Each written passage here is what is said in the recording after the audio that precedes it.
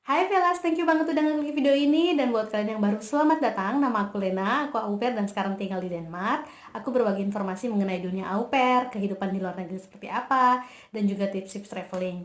Nah, kalau kalian suka dengan ide seperti itu, make sure kalian subscribe, klik like, komen, dan share video ini ke teman-teman kalian supaya teman-teman kalian juga tahu informasi yang kalian tahu. Nah, di video kali ini aku mau berbagi soal culture shock, di mana ada perbedaan antara negara kita, negara Indonesia, dan juga negara di Eropa. Aku di sini ambilnya culture shock yang di Denmark ya, karena saat ini aku tinggalnya di Denmark.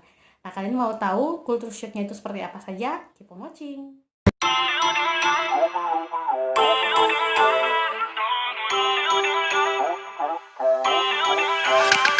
Feel uninvited.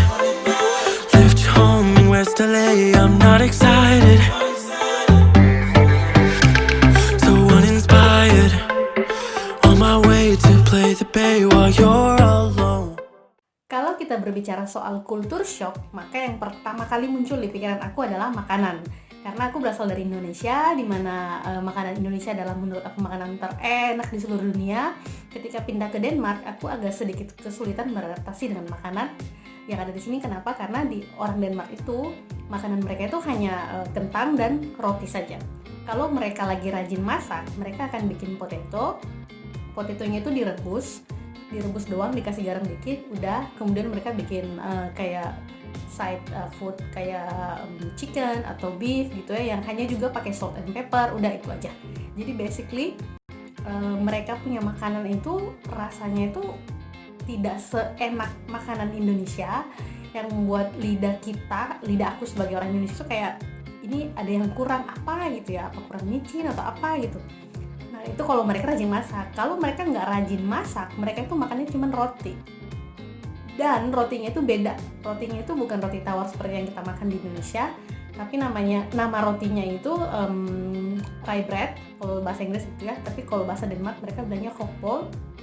Itu rotinya dibikin kayak sandwich, tapi bukan sandwich seperti American sandwich. Mereka itu rotinya itu dibikin open sandwich. Jadi cara mereka makan itu kayak ini roti, terus dikasih mentega, dikasih chicken slice atau ham, dikasih bawang goreng atau apapun mereka suka, kemudian dimakan. Itu bisa pagi makan itu, siang makan itu, malam makan itu, pokoknya setiap lapar makan itu. Well, rasanya sih enak, tapi menurut aku sebagai seorang Indonesia itu kurang nendang di lidah gitu loh. Jadi ya, next, culture shock selanjutnya adalah perbedaan suhu dan waktu. Kita tahu kalau Indonesia adalah negara tropis, maka di Eropa, di Denmark ini adalah negara 4 musim dengan suhu yang sangat dingin. Terendah itu bisa sampai minus 10 dan tertinggi hanya di 24-25 derajat. Nah, sebagai orang tropis yang pindah ke negara dingin, otomatis suhu adalah salah satu menjadi tantangan terbesar. Karena pertama kali aku ke Eropa itu suhu 13 derajat di bulan April, itu masih musim semi, dan aku udah kedinginan banget sampai housekeepku bilang, if you cannot survive spring, how could you survive winter?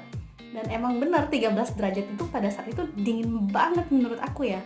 Aku udah ngerasain 13 derajat waktu aku di New Zealand, tapi itu nggak sedingin yang di 13 derajatnya Eropa gitu. Itu di Belanda ya. Kemudian aku pindah ke Denmark yang which is lebih di utara lagi, lebih dingin lagi. Itu benar-benar bikin aku harus beradaptasi bagus. Aku harus sediain jaket, sediain long john yang buat dalaman itu yang biar tetap hangat. Itu benar-benar. Selain suhu yang dingin, perbedaan waktu juga merupakan salah satu culture shock yang membuat aku kayak, oh ini kok beda banget ya dengan di Indonesia. Nah, seperti yang kita tahu, Eropa itu punya 4 musim. Ada spring, summer, autumn, dan winter. Selama spring dengan summer itu rentang waktunya sekitar bulan Maret sampai Agustus. Itu siangnya lebih panjang daripada malam hari. Jadi pagi-pagi matahari itu terbit sekitar jam 4 pagi. Jadi kita bangun jam 6 pagi itu udah berasa jam 8 pagi. Jadi terang banget. Kemudian matahari terbenam itu di sekitar pukul 9. Jadi kita mau tidur juga masih terang gitu ya. Nah, membuat teman-teman muslim yang berpuasa itu bisa sampai 17 jam loh, itu benar-benar luar biasa.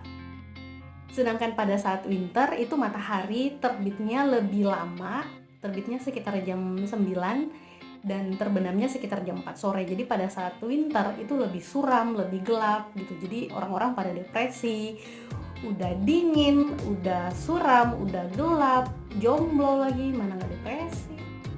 Ada kissing on public.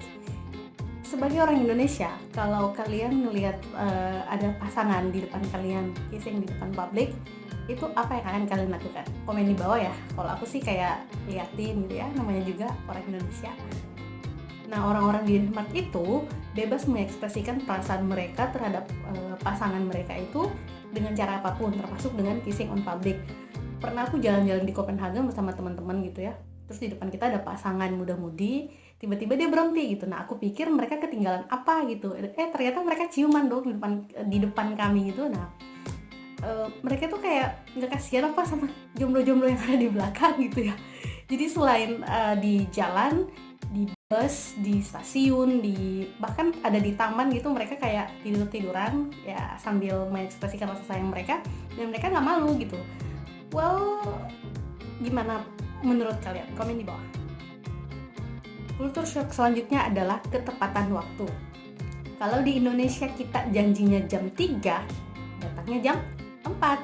Nah, kalau di sini kita janjinya misalnya jam 3. Nah, jam 2.45 itu kita udah siap di TKP dalam keadaan benar-benar ready. Mereka itu sangat menghargai waktu seperti yang aku bilang. Jadi mereka itu on time, bahkan cenderung lebih cepat dari on time gitu. Bukan hanya pada saat janji ketemu dengan orang, transportasi di sini juga sangat on time. Kalau misalnya nih di jadwal kereta itu berangkatnya jam 2.10 misalnya. Nah, itu jam 2.09 itu petugasnya udah niup peluit, udah siap-siap gitu, pintu kereta udah ditutup, dan 2.10 itu keretanya langsung jalan. Aku tuh berapa kali ketinggalan kereta ya, hanya sepersekian detik terlambat gitu, dan aku ketinggalan. Bayangkan, itu on time banget mereka. Kultur shock selanjutnya, mereka di sini tuh sangat teratur dan terorganisir. Maksudnya kayak gimana? Jadi mereka itu hidup dengan agenda. Bukan wanita beragenda ya, tapi mereka hidup pakai agenda. Jadi kayak mereka udah menentukan apa yang akan mereka lakukan bahkan sampai 6 bulan ke depannya. Jadi misalnya Januari mereka ada cara apa ini, Februari ini gitu.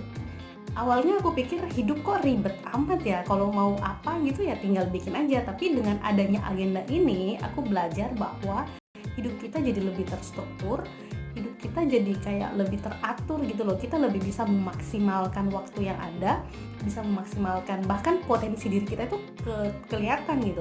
Dan aku juga setelah ngikutin cara beragendanya mereka, aku jadi lebih tahu visi misi hidupku itu seperti apa gitu. Jadi awalnya aku agak sedikit kayak agak susah beradaptasi dengan yang organisir ini, karena aku hidup agak ya di bawah santai aja lah, mau ngelakuin apa gini.